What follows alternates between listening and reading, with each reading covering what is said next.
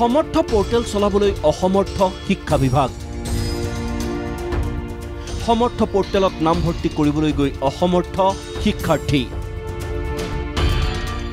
অসমৰ্থ শিক্ষামন্ত্ৰীক অপসাৰণৰ দাবী দল সংগঠনৰ হনে লাগিছে নেকি ৰাজ্যৰ শিক্ষা বিভাগত শেহতীয়াকৈ শিক্ষা হেতু পোৰ্টেলৰ বিসংগতিপূৰ্ণ ব্যৱস্থাক লৈ ৰাজ্যৰ শিক্ষক সমাজৰ মাজত বিৰূপ প্ৰতিক্ৰিয়াৰ সৃষ্টি হোৱাৰ মাজতে আকৌ সমৰ্থ পোৰ্টেলক লৈ সৃষ্টি হৈছে হাহাকাৰ পৰিস্থিতি সমগ্ৰ দেশতে স্নাতকোত্তৰৰ নাম ভৰ্তি কৰাৰ বাবে আৰম্ভ কৰা সমৰ্থ নামৰ ৰাষ্ট্ৰীয় পৰ্যায়ৰ পোৰ্টেলটোত ৰাজ্যিক পৰ্যায়ত পৰিচালনা কৰে উচ্চ শিক্ষা বিভাগে কিন্তু শিক্ষা বিভাগৰ এই পোৰ্টেলটো পৰিচালনা কৰিবলৈ দক্ষ লোকৰ অভাৱৰ বাবে এতিয়া জলাকলা খাবলগীয়া হৈছে হাজাৰ হাজাৰ শিক্ষাৰ্থীয়ে শিক্ষা যেটো ব্যৱস্থাটোৰ প্ৰতি চৰকাৰখনৰ অনীহা আমাৰ শিক্ষাৰ প্ৰতি তেখেতসকলৰ কোনো আওকাণ নাই গতিকে যি ইচ্ছা মনৰ তাকে কৰিছে আৰু আমি আশা কৰিছিলোঁ যে অসমৰ মাননীয় মুখ্যমন্ত্ৰী মহোদয়ে যেনেকৈ দাবী কৰে যে অসমৰ শিক্ষা ব্যৱস্থা দপক আগবাঢ়ি গৈছে গতিকে যেতিয়া এইখিনি খাম খেয়ালি একেজন ষ্টুডেণ্টৰ এগেইনষ্টত দুটা চিট এলট হৈছে এইটো কথা প্ৰমাণ কৰে যে তেখেতসকলে যে ভেৰিফিকেশ্যন কৰিব লাগিছিল ভেৰিফিকেশ্যন ভালকৈ কৰা নাই দক্ষ বিষয়াৰ অভাৱ হৈছে নিশ্চিতভাৱে মন কৰিবলগীয়া কথাটো হ'ল সমৰ্থ পোৰ্টেলৰ মাধ্যমেৰে আবেদন কৰা শিক্ষাৰ্থীৰ নামসহ কলেজৰ তালিকা বুধবাৰে নিশা 12 বজাৰ ভিতৰত প্ৰকাশ হ'ব লাগিছিল যদিও বৃহস্পতিবাৰ পৰ্যন্ত শিক্ষাৰ্থীৰ তালিকা প্ৰকাশ নোহোৱাৰ অভিযোগ উঠিছে ফলত কোনো সময়সীমা ধাৰ্য নকৰাকৈ হঠাৎ নামভৰ্তিৰ জাননী পাই শিক্ষাৰ্থীয়ে হাবাথুৰি খাবলগীয়া হৈছে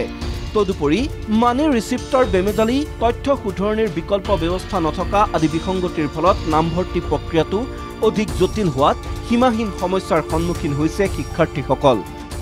19 তাৰিখে আমি কোনো মেৰিট লিষ্ট পোৱা নাই তাৰ আমি পিছদিনাখন ৰাতিপুৱা 3টা বজাত এখন মেৰিট লিষ্ট পোৱা গৈছে এইটো আপোনাৰ এটা ছাত্ৰ ছাত্ৰীৰ কাৰণে এটা হাৰাশাস্তি নিচিনা হোৱা যায় কিছুমানৰ পাৰ্চেণ্টেজ আপোনাৰ 93 94 আহিছে 95 লৈকে আহিছে কিন্তু ফাৰ্ষ্ট লিষ্ট বা ছেকেণ্ড লিষ্ট ক'তো আমি দেখিবলৈ পোৱা নাই বিএসসি বিকম বিএৰ কাৰণে যেটো এপ লঞ্চ কৰিছে হামত নামৰ এই এপে বহুত বিসংগতিপূৰ্ণ প্ৰবলেমছ দেখা গৈছে তেওঁলোকে যে শিক্ষা ব্যৱস্থাটো আন্তঃগাঁথনিটো ঠিক নকৰাকৈ তেওঁলোকে বিভিন্ন ধৰণৰ অনলাইন মাধ্যমৰ কাম কাজবিলাক কৰিছে যেটো তেওঁলোকে এতিয়ালৈকে ঠিক কৰিবলৈ সক্ষম হোৱা নাই শিক্ষা বিভাগৰ এনে দায়িত্বহীন কাণ্ডক লৈ সৰব হৈ পৰিছে সদৌ অসম ছাত্ৰ সন্থা এই সমগ্ৰ প্ৰক্ৰিয়াক শিক্ষা বিভাগৰ ব্যৰ্থতা আৰু বেমেজালি আখ্যা দি ছাত্ৰ ছাত্ৰীৰ জীৱনক লৈ হেতালি নিখিলিবলৈ সকিয়নি সদৌ অসম ছাত্ৰ সন্থাৰ মুখ্য উপদেষ্টা সমুজ্জ্বল কুমাৰ ভট্টাচাৰ্যৰ ল'ৰা ছোৱালীয়ে ছাত্ৰ ছাত্ৰীয়ে এটা পৰিকল্পনা কৰে সপোন আছে সপোনটো আগুৱাই নিবৰ কাৰণে প্ৰচেষ্টা কৰে